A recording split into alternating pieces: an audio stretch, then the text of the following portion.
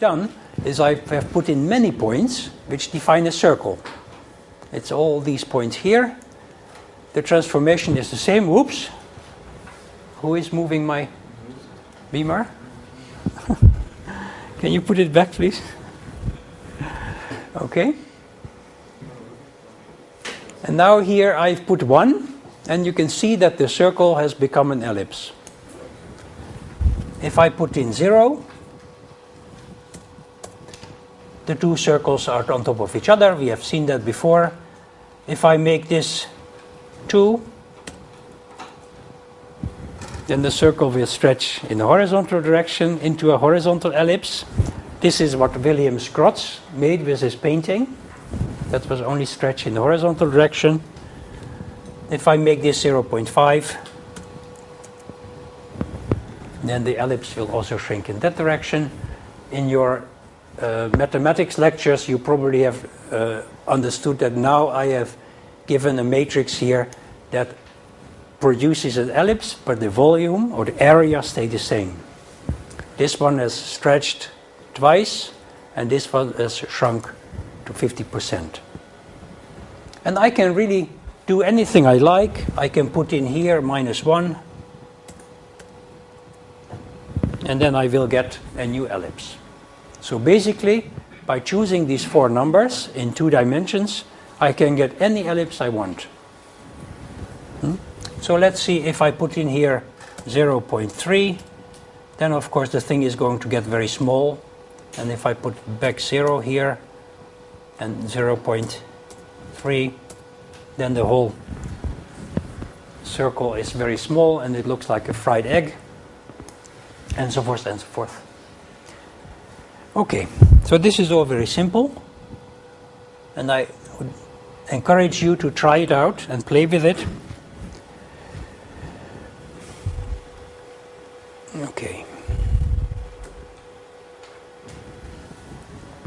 Homogeneous deformation, as I've shown you, looks really quite simple. Lines become lines, parallel lines are parallel lines, circles become ellipses. But some of the pictures that you get, some of the figures, can actually be rather surprising. For example, I made with my drawing program a lot of faces, like this, and I just rotated the faces. Okay, I put them on a circle. And then I deformed this whole thing homogeneously. It was stretched a little bit, it was shortened. With just one of these matrices, I transformed every point in the left drawing to the right one. Maybe you already recognize that when you make deformations using your drawing program or PowerPoint, then you are doing this transformation in your computer all the time. But look here, the faces are now all different. Okay, this one is a rounded face, this is a very flattened face, and some of these faces have been sheared. Okay, so depending on where you are in this strain wheel, you can get quite different distortions, although the deformation is homogeneous. The only difference between all these faces is that they were oriented differently with respect to the main axis of the ellipse. Okay? So, lots of surprises. But the mathematics is extremely simple. And now if this happens, then... Okay? So, we have these 4 Ds. They are just 4 numbers. And this is the transformation equation. If you want to use the Einstein convention, then you can write it like this: Dij times xj. This is the shorthand notation of this transformation. Okay. In 2D, this is just a repetition. It looks like this. And the reason why we are writing it like this and using it like this is because it can be very easily extended to 3 dimensions. Now, I have 3 coordinates of a point, x, y, z, or x1, x2, x3 coordinate axes, and now I have 9 numbers, 9D numbers, but all the mathematics goes exactly the same. Now, let's go to the next little demo.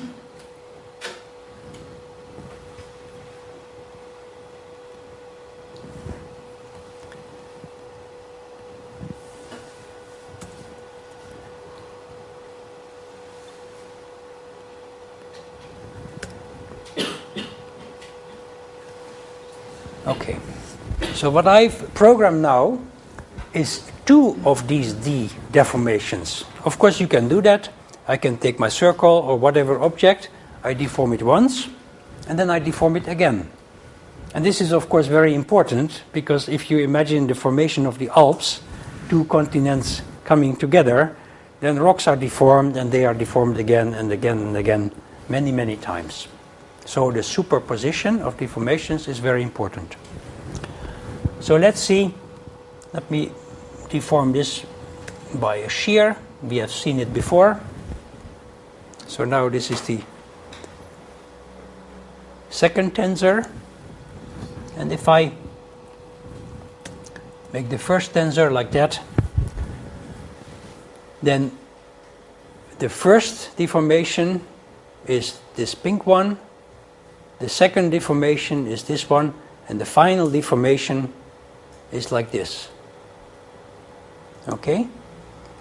And I have here programmed for you the equations to calculate the long axis of the ellipse, and so forth and so forth. They are all listed in the appendix of Ramsey and Huber. Very simple and very easy to look up.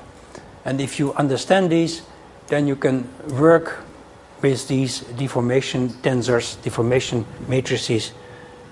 To summarize, superposed deformation, one deformation after the other, is a matrix multiplication. You take the first matrix, and with that you multiply the second. So the order is exactly the opposite of what you would want. And if you write it out, that's a nice thing, then you can derive algebraically that there is a new matrix which gives you in one step the operation of the 2. And that is the result of this matrix multiplication. So the combined matrix has its one component made out of these 4, its 1 component made out of these, its 2 component made out of these, and its 2 component made out of these. And of course you can do this infinite number of times. You can do it as many times as you want. You multiply the matrices and you can deform your ellipse into all kinds of shapes. And of course at any point you can come back to the original. Okay? That is the next equation that I want to show you. This is the inverse deformation matrix.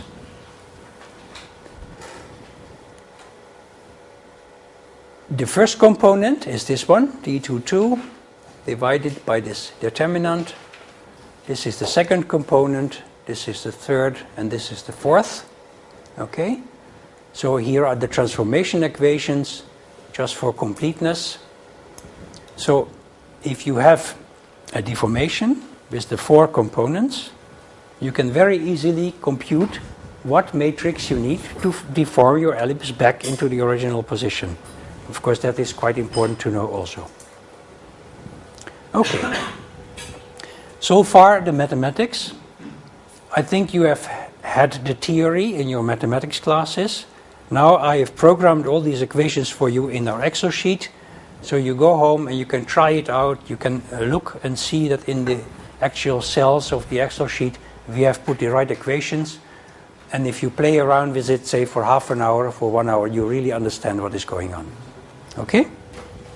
So, just to come back to this straight ellipse again. I now made not just a circle, but I also put these spokes in it. It is like a bicycle wheel. And then I've deformed it homogeneously. It is a little bit like the picture I've shown you with the faces. There is a change in length, a change in orientation, and there are these so-called principal directions. The change in length is something that is different in every orientation.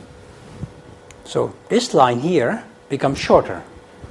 This line here becomes longer. This line maybe is more or less the same. Okay? And this line doesn't rotate. This line rotates quite a lot, and so forth and so forth.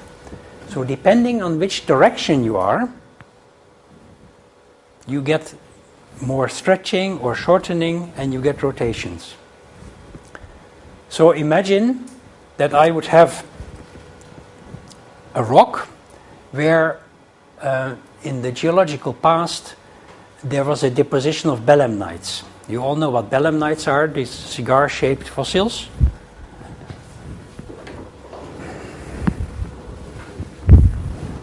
And I'm now looking down on a layer of rock, and all these dead belemnites are lying there.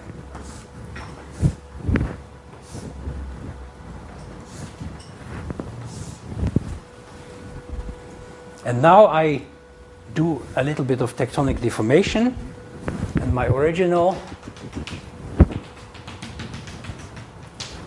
circle becomes flattened. Okay? This is what is illustrated by the wheel that I'm showing to you. Some of these belemnites is going to be shortened and squashed. Some of the belemnites is going to be stretched. Some of the belemnites is going to rotate. And if you would have the ability to sample one of these outcrops, then you could actually determine the strain. And in fact, if you go out after the lecture, you can look in the glass cabinet in front of my office. There is one of these stretched belemnites. As you can imagine, it's quite rare, so we locked it up. But you can actually see that it was broken into chocolate tablet-like pieces and stretched. So, after we learned a little bit about the mathematics behind the strain, I will now tell you something about what we can do with strain in deformed rocks. And the idea is very simply illustrated by this. Okay? If we now have an object of which we know that all these different colors things used to be circles. That is the information that I give you. Then your job now is to give me the D tensor.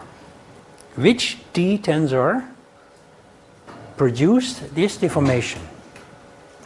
And if you know that, and if you can do this with fossils, with all kinds of different objects in geology, then you will be able to go out, do your fieldwork, and map the strain using all these different techniques. What we have now, the information is all of these objects used to be circles. Okay? And what your job would be is to write down the deformation tensor D, which produces deformation using a coordinate system of your choice. And you have to state the assumptions you need to make so that you can solve this problem. Okay? And again, I can imagine that this could become one of the exam questions. So first of all, one of the main tricks, and many people make this mistake, is you have to choose your coordinate system right. Of course, a smart student chooses the coordinate system so that it coincides with the long axis of the ellipse and the short axis. Because then your matrix becomes rather simple. 2 of the 4 are 0. There is only stretching and shortening. So choose your coordinate system right. Of course, you can do it in any coordinate system. It will work. But then the matrix will